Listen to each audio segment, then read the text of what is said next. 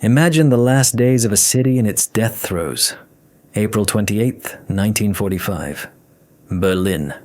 Not the Berlin you know from staff maps, but one that had become a personal hell for its millions of inhabitants. The air here was not air. It was a thick, suffocating slurry of brick dust, smoke from countless fires, and the bitter smell of cordite that scraped the lungs and gritted on the teeth. In this sea of chaos, on the Moltke Bridge, a heavy Tiger tank stood frozen. It was positioned across the roadway like an ancient wounded beast that had decided to meet its end not in its lair, but in open battle. Its steel hide was covered in monstrous scars, dents from dozens of hits, black pockmarks from shrapnel, paint stripped down to the bare metal. One track was torn and hung helplessly, like a broken paw. Thick black smoke poured from the open hatches on the turret, merging with the equally black sky of the agonizing capital. The tank was dead.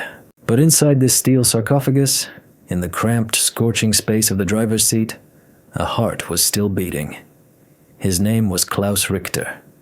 He was 19 years old. 19 years old.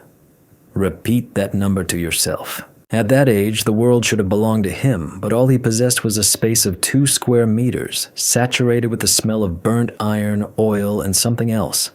Something sickly sweet and metallic that his brain, for now, refused to identify. He sat pressed into his seat, his hands gripping the control levers in a death grip. Through the narrow slit of the vision block, he saw a world made of fire, smoke, and fleeing figures of soldiers. He did not hear their screams, nor the whistle of bullets, nor the roar of explosions. In his ears there was only a ceaseless, high, thin ringing, the aftermath of a nearby blast. His face was a mask of sweat, soot, and frozen madness. His eyes, wide open, stared into nothingness, reflecting the flames of the fires. He was not wounded, not a scratch. But his soul had been torn to shreds. He was alone. Utterly alone, in 60 tons of dead iron. His comrades, his crew, his family, they were there, behind a thin steel bulkhead in the fighting compartment. But to Klaus, they were already in another world, another dimension, separated from him not by meters, but by infinity. He knew this. He felt it with every cell of his body. But he continued to sit, clinging to the levers, as if his will alone could force this dead monster to live again. In that moment, he was neither a hero nor a coward. He was simply a ghost in the machine, the last guardian of the soul of a steel beast that had already given up the ghost. He was the living heart in a dead body. And that thought, the simple, cold realization of this fact, was more terrifying than any enemy shell. Around him raged the Battle of Berlin, the final act of the greatest tragedy in human history. But for Klaus Richter, the entire universe had shrunk to this cramped incandescent box, to the silence behind his back, to the ringing in his ears, and to the will that still flickered within him like the last coal in a dying fire. But to understand how a young man who dreamed of becoming an engineer transformed into the lone guardian angel of a dead tank, we must go back a few days, to the day their world, which still seemed as solid and reliable as the 80mm frontal armor of their Tiger, cracked and crumbled to dust forever.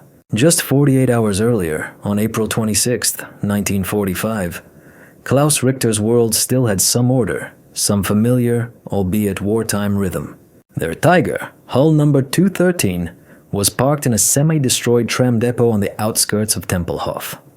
The morning was deceptively quiet and cool. Pale rays of April sunlight pierced through holes in the roof, painting whimsical patterns on the dusty concrete floor. The air smelled of dampness, old grease, and blooming lilacs from a nearby garden, a contrast so absurd it seemed almost blasphemous. The crew was engaged in their usual routine, the final ritual before battle. Every one of their movements was honed to perfection, every word part of a long-established microcosm, their small steel universe. The commander, Hauptmann Vogel, a 50-year-old veteran of the First World War, a man with a face like an old map, sat on an ammunition crate cleaning his Luger. He did it slowly, with the concentration of a watchmaker, as if this simple act held the key to their survival. Ludwig, the gunner, a lanky, ever-smiling Bavarian, was wiping the optics of his sight with a velvet cloth, humming a simple tune under his breath. The loader, Eric, a broad-shouldered, quiet man, the son of a blacksmith, was checking the ammunition, rolling the heavy 88mm shells with a dull, guttural thud. The radio operator, Kurt, a former philology student from Leipzig, was trying to catch some music on the crackling receiver, but the airwaves hissed only with static and fragments of anxious orders. And Klaus, the youngest of them all, was lovingly wiping the vision blocks with a rag, as if they were a living creature, inhaling the sharp smell of gasoline. He took a worn photograph from the inner pocket of his tunic. A young woman with his own eyes smiled from it, his mother. He hadn't received a letter from her in 2 months. He didn't know what had happened to her, to their home in Dresden. This photograph was his anchor, his last connection to a world without the wail of sirens and the roar of guns. "Pulled out your Madonna again, Klaus?" Ludwig grumbled good-naturedly, without looking up from the sight.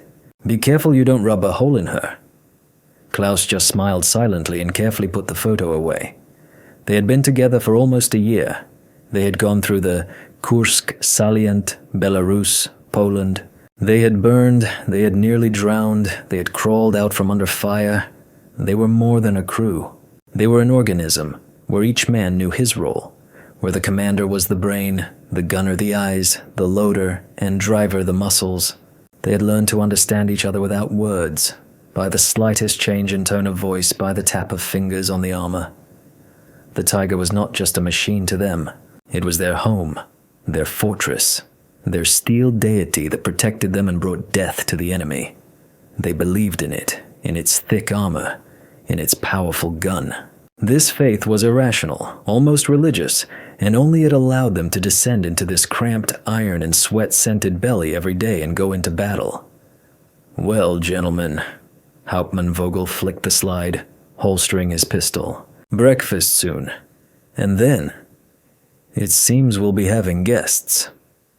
He nodded toward the east from where a distant, barely discernible rumble was already approaching. An artillery preparation. The harbinger of a storm. They all knew this would be the last battle. No one said it aloud, but it was written in their eyes, in their weary gestures. The Reich was dying, and they were its last, doomed Praetorians. But they were not going to surrender. Not out of faith in the Führer or in victory, but simply because it was all they had left. Their tank, their brotherhood, their profession, war. They ate breakfast in silence, passing around mugs of ersatz coffee and pieces of bread as hard as stone. And then Kurt, who had been unsuccessfully turning the tuning knob, flinched and took off his headphones. His face was pale. "Hauptmann. Intercept. Russian tanks. IS-2s. They've broken through at the Teltow Canal. They're coming this way." In the ensuing silence, everyone heard the distant rumble grow clearer and closer. Hauptmann Vogel stood up, straightened his tunic, and said calmly, as if inviting them for a stroll, "Well then, gentlemen, time for work. To your stations." That evening, Klaus had wanted to write a letter to his mother, but he didn't get the chance.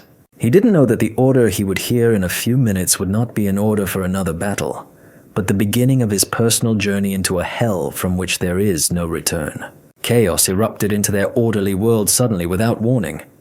It was as if a dam had burst, and a murky, roaring flood of fire and iron poured into the city streets. The order was simple and suicidal: advance to the Tempelhofer Dam area and stop the breakthrough of Soviet heavy tanks.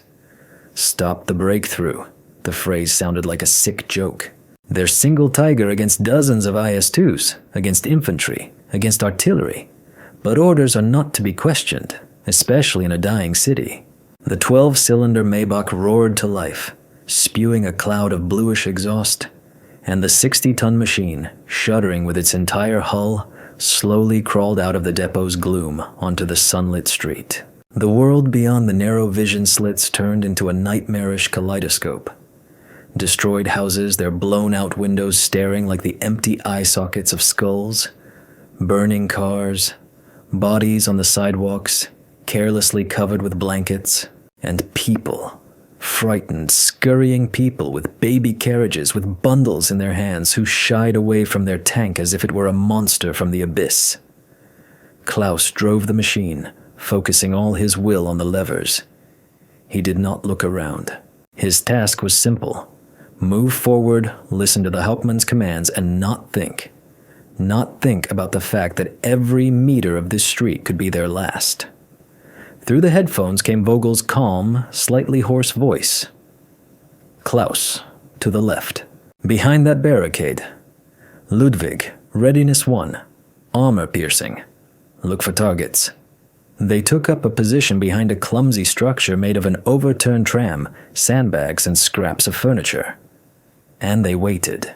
This waiting was worse than any fight. Time stretched, turning into a thick, viscous sludge. Every second hammered against his temples like a sledgehammer. Klaus felt sweat trickling down his back, the tension turning into a physical pain in his shoulders. And then they appeared. The first one crawled out from around the corner, huge, low-slung with a barrel as long as a sting. An IS-2. Target spotted, Ludwig reported, his voice as taut as a string. Distance 600. Fire, Vogel snapped. The Tiger shuddered. The roar of the shot in the confined space of the fighting compartment slammed against their eardrums. Klaus saw the tracer fly straight into the front of the Soviet tank. A ricochet. A bright flash, and the shell, striking sparks, went into the sky. Damn it, Ludwig cursed. Didn't penetrate. And immediately, the response. A huge fireball erupted from the IS's barrel. The shell hit the house next to them. Tons of brick and concrete rained down, enveloping their tank in a dense cloud of dust. Klaus! Reverse! Quickly! Vogel shouted. Klaus slammed the pedals, and the tank, roaring its engine, backed up, hiding behind the ruins. A deadly duel began. They changed positions, fired, and hid again. A second IS-2 was knocked out by a lucky hit to its track, and it spun in place, helpless and vulnerable. A third caught fire after Ludwig managed to plant a shell under its turret. For a moment it seemed that luck was on their side, but it was an illusion. And then it happened. The thing that would forever divide Klaus Richter's life into before and after. They didn't notice the fourth tank, which had flanked them, hiding behind the shell of a burned-out building. Klaus saw it too late. A flash. He heard neither the sound of the shot nor the crash of the impact. He felt only a monstrous, crushing blow, as if their tank had been hit by a train. The machine was jolted so hard that he hit his head on the instrument panel. Everything went dark. And then came the silence. An absolute, unnatural, deafening silence, broken only by the crackle of something burning outside and a thin, high-pitched ringing in his own head. It wasn't a high-explosive fragmentation shell. It was a heat round. A focused jet of plasma, a hellish needle with a temperature of several thousand degrees, which didn't penetrate but burned through the side armor plate like a hot knife through a stick of butter. Klaus, protected by the massive bulkhead between the driver's compartment and the fighting compartment, was still alive. And then, through the ringing in his ears, he smelled it. The smell of ozone, burnt paint, and something else. Something hot, terrible. He shook his head, trying to clear the haze from his eyes. He looked at his frightened, silent comrades, then at the massive, motionless gearshift lever. And in that moment, he understood. If they were to survive, he had to hear his commander's voice. But there was no voice. There was only silence. The first few seconds after the impact stretched into an eternity. Klaus sat motionless, clinging to the levers, trying to comprehend what had happened. His mind, stunned by the blow and the sudden silence, refused to function. He simply stared through the vision block at the smoking ruins, a single foolish thought hammering in his head. We're alive. They didn't get through. He was sure of it. The Tiger's armor was their god, and that God could not betray them. But the silence was crushing. It was abnormal, sinister. Usually after a hit, even a ricochet, the fighting compartment would erupt in a stream of curses, short, sharp commands, nervous laughter. Ludwig would have definitely made some joke. Eric would have sworn colorfully. And Hauptmann Vogel would already be giving the order to change position. But now, everyone was silent. "Hauptmann," Klaus called out hoarsely, his own voice sounding strange and distant. The answer was the same deaf, impenetrable silence. He pressed the intercom button, still hoping the problem was with his headphones. "Hauptmann Vogel, Kurt, Ludwig. Answer me!" Only the crackle of static came through the headset. Fear, cold and sticky like swamp muck, began to rise slowly from the pit of his stomach. He reached for the bulkhead that separated him from the rest of the crew. His fingers found the cold metal. He unbuckled the straps that held him in his seat and, clumsily turning in the tight space, tried to peer into the fighting compartment. What he saw would forever be seared into his memory as a wound that would never heal. The interior of the tank was filled with acrid, bluish smoke. Light filtering through the commander's cupola snatched a surreal scene from the gloom. He saw Kurt, still sitting in his radio operator's chair, his head slumped over the receiver as if he had fallen asleep. He saw Eric frozen in an unnatural posture by the ammunition rack. He saw Ludwig's back, hunched over the gun sight. And he saw Hauptmann Vogel, hanging limply from the commander's hatch. They were all at their posts, but they were not breathing. There was no visible blood, no wounds. The shaped charged jet, having pierced the armor plate, had burst inside as a scorching whirlwind of gas and molten metal. It hadn't detonated the ammunition, hadn't started a fire. It had simply burned out all the oxygen in the confined space of the fighting compartment in a fraction of a second. And it had killed everyone inside. Instantly. Painlessly. But that was no comfort to Klaus. He looked at them, and his brain refused to accept reality. It felt as if they were about to wake up, laugh at his fear, and everything would go back to normal. He reached out and touched Kurt's shoulder. The body was still warm. "Kurt," he whispered. No reaction. And then the realization, like a lightning strike, shot through him from his heels to the crown of his head. They were dead. All of them. And he was alive.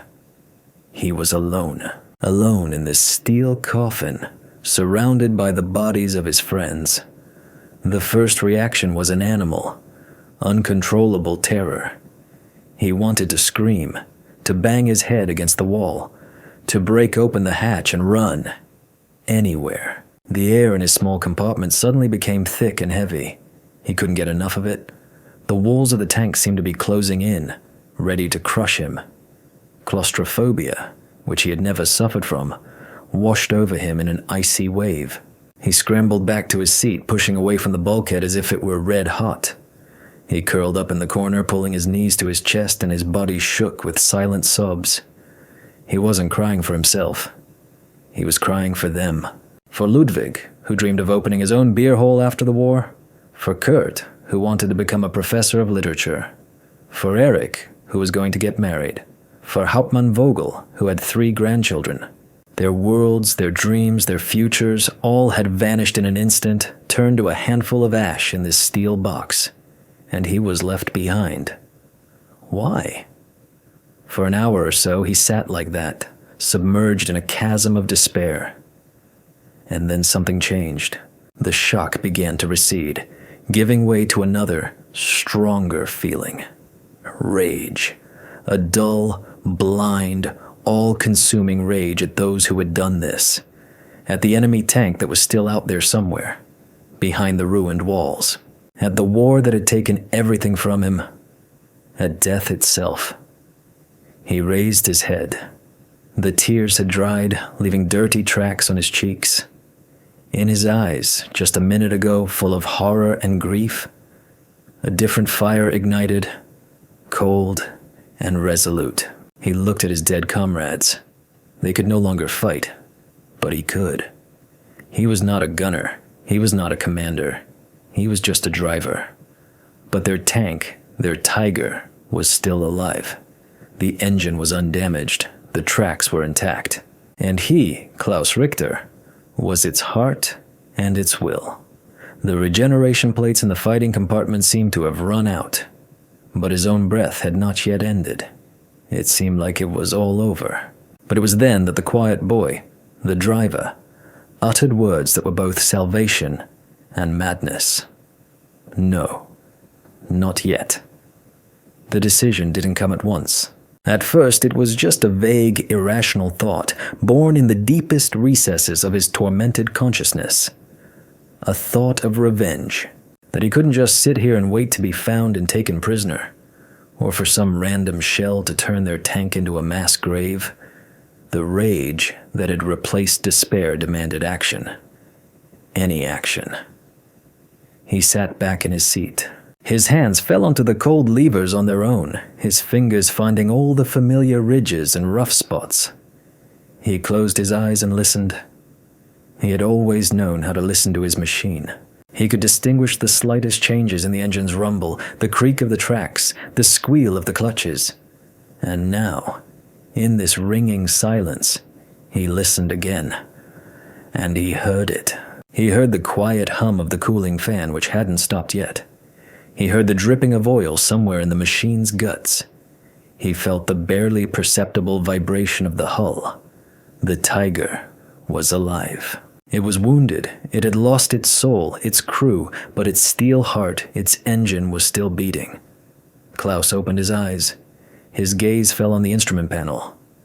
Temperature gauge, normal. Oil pressure, normal. Fuel level, a little less than half a tank. Enough for a few hours of operation. And then the thought, previously vague, crystallized into a clear, insane plan. He couldn't shoot. The gunner station was there, in the world of the dead. He couldn't command because the commander was forever silent. He couldn't even see the battlefield because his view was limited to the narrow slit of his vision block. But he could move. He could crush. He could ram. He could turn his tank, his home, his sarcophagus, into a silent, blind, but terrifying instrument of retribution. It was pure madness. An act of desperation. Suicide. But at that moment, it seemed to him the only right, the only possible way out. This was his personal weapon, forged from the ashes of his catastrophe. He placed his hand on the starter lever. For a moment he hesitated. What if the engine didn't start? What if he just sat here in the silence until he went insane? He took a deep breath, banished all doubts from his mind, and slammed the button. A second of silence, and then came the familiar grinding sound, and the 12-cylinder Maybach came to life again. It didn't roar as before, but simply started running smoothly, hollowly, like the growl of a wakened beast. To Klaus, this sound was sweeter than any music. It was the sound of life, his life, and the life of his dead machine. He pressed the clutch, shifted into first gear. The tank lurched but stayed put. Klaus looked through the vision block. He saw the reason. Directly in front of them stood an abandoned anti-tank gun. The cannon that had been dealing death just half an hour ago was now just a useless piece of iron in his path. He wasn't sure he could move it. But he had to try. He gave it full throttle. The engine roared, now at full power, and the 60-ton machine, straining, moved slowly forward. There was a deafening screech of metal. The gun, as if it were a toy, was crushed under the tracks. Its barrel bent unnaturally, its wheels crunched and shattered into splinters. Klaus didn't stop. He kept pushing until he had crawled over the mangled metal. The tank broke out from behind the ruins into open space. For the first time in the last hour, he was in plain sight, and he saw it. The very same IS-2 that had killed his crew. It was standing 500 meters, about 550 yards away. Its side turned to him, its crew probably looking for new targets. Klaus didn't think. He acted on pure instinct, on the rage that flooded his entire being. He aimed his Tiger straight at the enemy and slammed the gas pedal to the floor. His tank was no longer a defensive weapon. It had become a battering ram, Blind, deaf, but relentless. He had conquered the silence. But this victory did not go unnoticed by the hostile environment. And as he raced through the ruins, he did not know that the scent of his breath and the roar of his engine had already attracted the attention of other inhabitants of this hell, those who were hungry for his death. The first minutes of his one-man battle were like a fever dream. Reality narrowed to the roar of the engine, the clang of the tracks, and a narrow strip of the ruined city in the vision slit. He was no longer Klaus Richter, a 19-year-old youth. He had become part of the machine, its nervous system, its will to destroy. His personality dissolved into this 60-ton body. His blood, it seemed, had mixed with the gasoline and oil. He created his own insane empire, where he was the sole ruler, and his dead crew was his silent retinue. He spoke to them, not aloud, but in his head. "Hang on, Ludwig. Now we'll show them," he thought, imagining the Bavarian smirking as he looked through the sight. "Eric, load armor piercing," he shouted mentally, though he knew the gun was silent. "Easy, gentlemen. Hauptmann Vogel has everything under control," he reassured himself, recalling the commander's imperturbable face. This wasn't madness in its purest form. It was a defense mechanism, a way to preserve the remnants of his sanity by creating the illusion that nothing had changed, that they were still together, still fighting. He established his own order in this chaos. His empire lived by simple laws. Law 1. Movement is life. As long as the tank moves, it is alive. Stopping is equivalent to death. Law 2. Everything ahead is an enemy. Whether it's the wall of a house, an abandoned cannon, or enemy infantry. No hesitation, no doubt, only forward. Law 3. Silence is the enemy. He was afraid to turn off the engine. The roar of the Maybach was his lullaby and his battle cry. It drowned out the silence in the fighting compartment and the voices in his head. His world found a harsh but understandable rhythm. He broke through rubble, crushed machine gun nests that dared to fire at him, rammed abandoned vehicles. He didn't see the results of his actions. He didn't know how many enemies he had destroyed, or how many had simply scattered in panic at the sight of the uncontrollable steel monster rushing towards them. He became the ghost of Berlin. Soviet soldiers, clearing block by block, relayed strange messages to each other about a mad tiger that appeared out of nowhere, didn't shoot, but simply crushed everything in its path and disappeared into the smoke of fires. They tried to shoot at him with anti-tank rifles through grenades, but he, as if charmed, continued his insane journey. He was lucky. The blind, desperate luck of the doomed. He learned to navigate this labyrinth of ruins, using the spires of surviving churches and tall buildings as landmarks. He memorized where he could pass and where an impassable blockage awaited him. He became both hunter and prey. He hunted for anything that blocked his path, while at the same time hiding from the real hunters, enemy tanks and self-propelled guns. He felt no hunger, no thirst. Adrenaline and rage were his only sustenance, but his strength was running out. Both physical and moral, every jolt, every impact against an obstacle sent pain through his entire body. And at night, when he hid the tank in some deep crater or in the ruins of a factory, the worst would come. He didn't dare turn off the engine, leaving it to idle. But even its rumble couldn't drown out the whispers of the dead behind him. He would close his eyes, but he saw their faces. He would cover his ears, but he heard their voices. His empire, his system, which gave him strength and purpose during the day, turned into a torture chamber at night. He felt his sanity slowly slipping away, the thin line between reality and delirium thinning, ready to snap at any moment. His life had entered a harsh but predictable rhythm, but not everyone was prepared to live by the laws of this new world, and his main enemy, who'd been lurking inside all this time, was preparing to strike. In the darkness of his own soul, a rebellion began to brew. The rebellion didn't start with a scream or a direct confrontation. It began with a quiet, insidious whisper in his head. It was the voice of doubt, the voice of despair, the voice of common sense, which in his situation was tantamount to poison. "What are you doing, Klaus?" it whispered. "Who are you getting revenge on? The city? The war? You're just burning the last liters of gasoline to eventually burn yourself." This voice belonged to him, but it seemed alien, hostile. It was his inner antagonist, his personal voice of despair, trying to destroy his fragile empire from within. During the day, when he drove the tank through the ruins, this voice quieted down, drowned out by the roar of the engine and the tension of battle. But as soon as he stopped, the whisper returned, growing louder and more insistent. He argued with the ghosts of his comrades. More accurately, his fractured consciousness projected his own doubts onto those he trusted most. "You're leading us to our deaths, Klaus," came the rational voice of Hauptmann Vogel in his head. "Our duty is done. We need to stop. Come out with a white flag." "He's right," the cheerful voice of Ludwig chimed in. "I don't want to die. I want to go home, to Bavaria. Remember I told you about my beer hall?" "Stop," whispered Kurt. "This is madness. There's no point.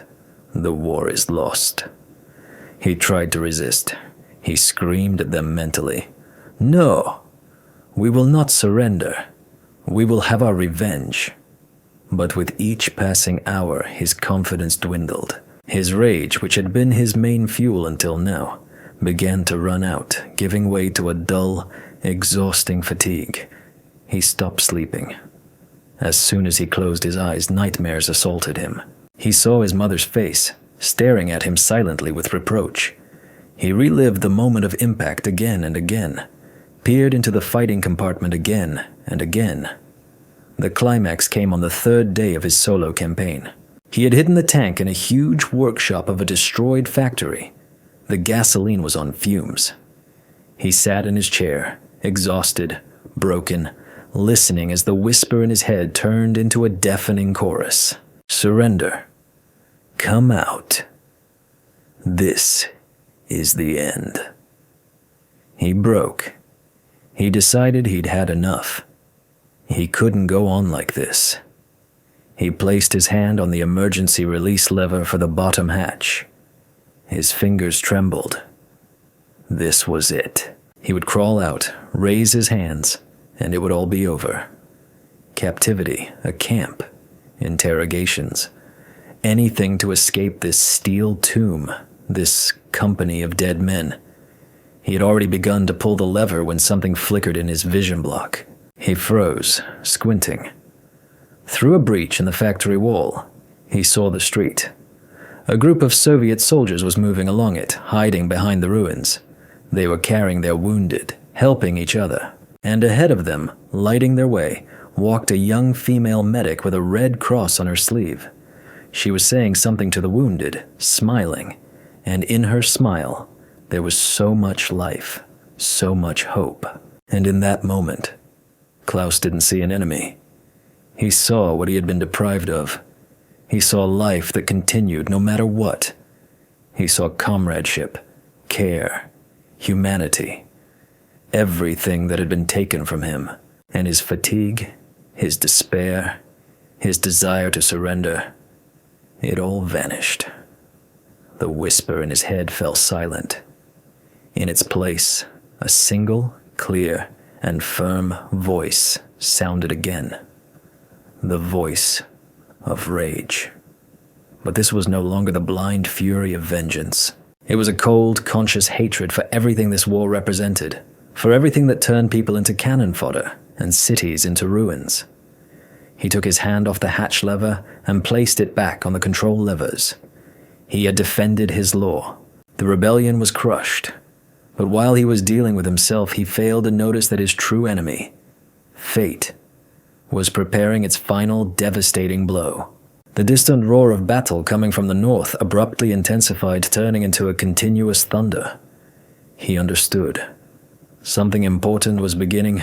The roar of the cannonade grew, becoming a solid, deafening din that made even the 60-ton hull of the tank vibrate. Klaus knew instinctively that this was no ordinary firefight. This was something else, something decisive. He drove the tank out of cover and, guided by the sound, moved north. He drove through streets he knew, which had now turned into a living hell. Fresh craters, burning vehicles, bodies in gray and green uniforms were everywhere. The air trembled with explosions. This was the assault on the central districts of the city. The assault on the Reichstag. He broke through to the embankment of the Spree River and saw what would become his final battlefield. The Moltke Bridge. A key point, the last line of defense on the path to the very heart of the dying Reich. The bridge was littered with wrecked vehicles and bodies, but Soviet infantry, heedless of losses, was trying to break through to the other side in wave after wave. They were supported by fire from tanks and self-propelled guns stationed on his side of the river. The bridge's defenders, remnants of army units and Volkssturm squads, fought back desperately, but their forces were dwindling before his eyes. Klaus looked at this slaughter, and in his mind, now cleared of doubt, a plan formed, simple as a hammer blow, and final as a death sentence. He couldn't stop them all. He had no shells to destroy the enemy tanks. But he could do something else. He could block the bridge. He could place his tank across the passage and turn it into an indestructible barrier. For an hour. For half an hour. To give the defenders of the Reichstag a few more minutes.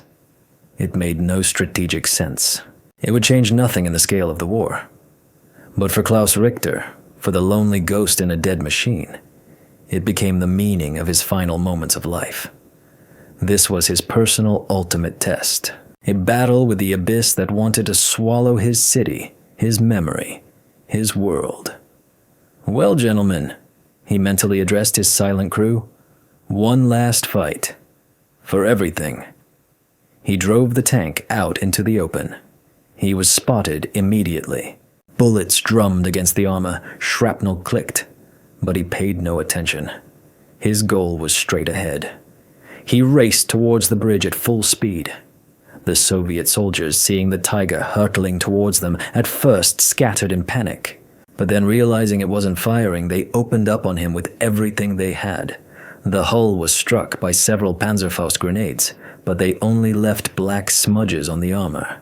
He was already at the entrance to the bridge when the first shell hit him. The tank shuddered but held. A second shell tore off his left track. The machine slewed, spinning in place, but its inertia was so great that it was carried onto the middle of the bridge. The plan had worked perfectly, albeit by accident. The Tiger came to a stop squarely across the bridge, completely blocking traffic. Klaus tried to shut down the engine, but it no longer responded. And then every gun that could reach him opened fire. It was a firing squad. Shell after shell slammed into his armor. Inside the steel box, the noise was unimaginable. It felt as if the world itself was tearing apart. The metal groaned, creaked, but held. Klaus sat in his seat, his head tucked into his shoulders. He felt nothing. No fear, no pain. Only a strange, detached calm. He had done all he could. One of the shells finally pierced the engine compartment. There was a dull thud, and he felt a wave of heat from behind. The tank was on fire. Black, acrid smoke began to fill his small sanctuary. He knew this was the end. The battle had ended in his victory, but the price was enormous. They were on the verge of total destruction, but he saw that the assault on the bridge had faltered. He had bought them a few precious minutes, and it was in that moment, in the silence between the impacts, that he heard a scream. But it was not a scream of terror. It was the scream of his own will to live, which had suddenly awakened within him. The fire spread with terrifying speed. The heat was becoming unbearable. Acrid smoke burned his eyes, made it impossible to breathe. Klaus realized he had seconds left. His shelter, his fortress, his sarcophagus was turning into a red-hot oven. The self-preservation instinct which had been silent all these days suddenly screamed at the top of its lungs. He had to get out. The upper hatches were cut off by the fire. There was only one way out, the emergency hatch in the floor of the tank. The very same one he had wanted to open just a few hours ago to surrender. The irony of fate was cruel. He slid from his seat to the floor, choking on the smoke. By feel, in complete darkness, he began to search for the life-saving lever. His hands touched red-hot metal. He burned his fingers but felt no pain. Finally, he found it. He pulled with all his might. It was stuck. He pulled again, putting all his fear, all his will to live into the movement. With a deafening screech, the heavy hatch cover gave way and fell aside. Fresh, cold air hit his face. Salvation. He squeezed through the narrow opening, scraping his shoulders and back raw. He didn't look down. He simply fell out of the belly of his dying beast and crashed onto something hard and cold. It was the stones of the bridge. He lay on his back, staring at the black, fire-lit sky, greedily gulping for air. He heard nothing but the ringing in his ears and the frantic beating of his own heart. Above him, like a giant funeral pyre, his tiger burned. At some point, the ammunition detonated. A huge pillar of fire and black smoke shot into the sky, scattering pieces of twisted metal in all directions. The turret was torn off and thrown a dozen meters. It was the final, farewell salute to his crew. Klaus knew that staying on the bridge was deadly dangerous. He began to crawl, not caring where he was going. He didn't know if he was crawling towards his own side or the enemy's. He didn't care. He just wanted to live. The edge of the bridge. He didn't see it. He just fell and flew. The fall seemed to last an eternity. And then his body was seared by an icy cold. He had fallen into the dark, oily waters of the Spree. The shock finally brought him back to life. He surfaced, sputtering, and instinctively started paddling, trying to stay afloat. The current was strong. It caught him and dragged him away from the bridge, away from the fire and death. He swam, losing his last ounces of strength. His wet clothes pulled him down. His vision darkened. He thought he heard voices, but he wasn't sure if it was real or a hallucination. He was ready to let go and sink into a blissful oblivion when strong hands grabbed him and pulled him towards the bank. They hauled him out onto the slippery steps of the embankment. He lay on his stomach, spitting out water and mud. Two faces leaned over him, one old and wrinkled, the other very young, almost a boy's. They were Volkssturm fighters. "He's alive," the old man rasped. "Where are you from, son?" Klaus tried to answer, but only an inarticulate croak escaped his throat. He couldn't explain what had happened. How could he tell them about the dead crew? About the insane solo attack? About how he had just crawled out of his own burning coffin? They wouldn't believe him. They would think he was mad. To them, he was just a survivor from a burned-out tank. A common story for this place. And this time, they lifted him by the arms and dragged him to the basement of a nearby building which housed a makeshift aid station. The experiment conducted by his fate had confirmed his right to live. But instead of a reward, the sentence of oblivion awaited him. His brotherhood, forged in the hell of a steel box, was destroyed. His feet was buried alive under the ruins of a fallen Berlin. The fate of Klaus Richter after his miraculous rescue dissolved into the general chaos of the Third Reich's agony. He spent several days in a damp, overcrowded basement that served as a hospital. No one asked him any questions. He was just another shell-shocked tanker with an empty, scorched soul, one of thousands. He told no one what he had endured. He couldn't have anyway. The words got stuck in his throat, turning into a silent scream. His insane solo attack remained his personal secret, his mystery, his curse. When Berlin capitulated, he, along with the remnants of the garrison, fell into Soviet captivity. The years in POW camps became a strange, frozen time for him. The physical hardships were nothing compared to the hell he carried within himself. He worked silently, mechanically, like an automaton, and none of his fellow prisoners could guess what demons tormented this quiet, sullen young man. At night, he still heard the voices of his crew, saw their faces in the darkness of the barracks. They didn't blame him. They were simply there, his eternal silent retinue. He returned to Germany only in the early 50s. His native Dresden had been wiped off the face of the earth. His mother had died during the bombing. He was utterly alone. He didn't try to find the relatives of his fallen comrades. What could he tell them? How could he explain why he had survived, while their sons, husbands, and fathers had not? He settled in a small town in the west of the country, studied to become an engineer, just as he had dreamed before the war. He married, had children. He led a quiet, unremarkable life. His neighbors considered him a withdrawn, unsociable man. No one knew that behind this mask of tranquility hid a soul forever scarred by the fires of Berlin. He never spoke about the war, not even to his wife. When his grandchildren asked him to tell them about his exploits, he would just silently stroke their heads and leave the room. He did not consider himself a hero. He considered himself a deserter who had fled from the grave, leaving his friends behind. He died in 1993 of a heart attack, quietly in his sleep. He was buried in the old cemetery in his small town. On his grave stands a simple stone cross with the inscription, Klaus Richter, 1926-1993. Not a word about the war, not a word about tanks, not a word about Berlin. And what of the other minor characters in this story? The old Volkssturm fighter who pulled him from the water? He probably died in the final hours of the assault like thousands of others. The young female medic who restored his will to fight? Perhaps she survived the war, saved hundreds of lives, and returned home to become a doctor. But more likely, her life was cut short by a random piece of shrapnel 5 minutes after Klaus saw her through his vision block. War is not selective. Its grindstones crush everyone without distinction. But, as the locals told it, strange things would sometimes appear on Klaus Richter's grave. Someone would bring not flowers, but small, skillfully carved wooden models of Tiger tanks. Who brought them and why? No one knew. The official history, as always, was concise and merciless.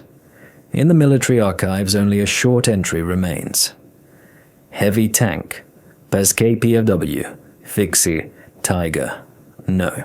213 was destroyed on the Moltke Bridge during the fighting for Berlin on April 28, 1945. The crew of 5 is considered missing in action. And that was all. 5 lives, 1 fate, 1 personal hell. All condensed into a single dry, soulless line. The feat of Klaus Richter, his insane attack, his self-sacrifice, all of it was buried under tons of archival dust, forgotten, erased from history. The system has no need for such heroes. It has no need for stories of mad rage and solitary despair. It needs neat reports of victories and defeats, maps with arrows, and casualty lists. But history has a way of sprouting, like grass through asphalt. It lives not in archives, but in the memory of people, in their stories, in their legends. The story of Klaus Richter did not disappear without a trace.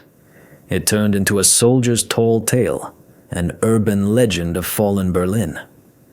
Among the Soviet soldiers who stormed the city, rumors of the ghost tiger circulated for a long time.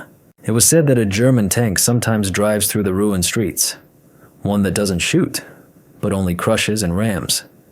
It was said that no bullet, no shell could harm it. It was said that inside it sits a dead crew that cannot find peace and continues its final war. This story turned into a legend, told in whispers around campfires, frightening new recruits. Over time, it became embellished with unbelievable details, transforming into a scary story, a piece of military folklore. No one remembered how it all began. The name Klaus Richter was forgotten. But his deed, his final act of defiance, continued to live its own mythical life. Was his fight worth such sacrifices? From the perspective of grand history, no.